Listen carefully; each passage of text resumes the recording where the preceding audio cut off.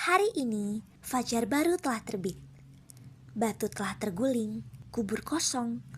Kristus telah bangkit. Hari yang kita nantikan. Hari yang mengubah segalanya. Inilah awal dari hidup yang baru. Awal dari pengharapan yang tak tergoyahkan. Tidak ada lagi kesedihan, tidak ada lagi ketakutan. Kebangkitan Kristus adalah kepastian bahwa dosa dan kematian tidak berkuasa lagi. Ia hidup, dan karena itu kita pun hidup dalam pengharapan yang baru. Hari ini kita merayakan kebangkitan Kristus, puncak iman kita sebagai orang Katolik. Namun sayang sekali kita sebagai orang Katolik melihat itu semua hanya sebagai sejarah. Nah, padahal kebangkitan Kristus memiliki makna yang luar biasa.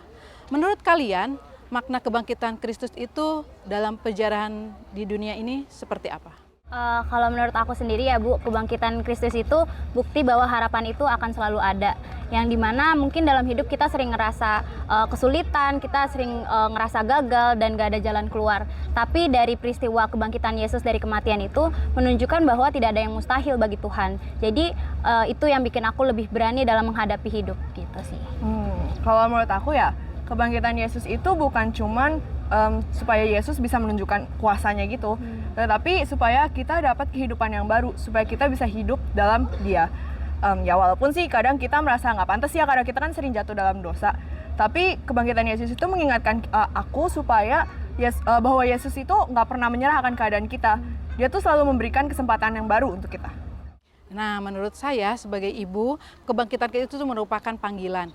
Karena dalam hidup itu ada suka, duka, sedih, kemudian kehilangan. Nah, itu semua merupakan penguat kita dalam kehidupan kita sehari-hari. True. Kristus bangkit.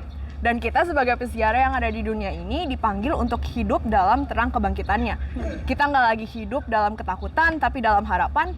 Kita nggak lagi jatuh ke dalam dosa karena kita udah dibebaskan oleh kasih-Nya. Tapi pertanyaannya nih ya Bu, Ci, apakah kita tuh sungguh hidup sebagai orang yang percaya akan kebangkitannya, atau justru kita masih hidup dalam ketakutan, dalam kesedihan itu? Jadi kalau menurut aku sendiri, kalau misalnya Kristus bangkit, itu juga kita harus berani untuk melepas apa yang sudah mengikat dalam hidup kita gitu.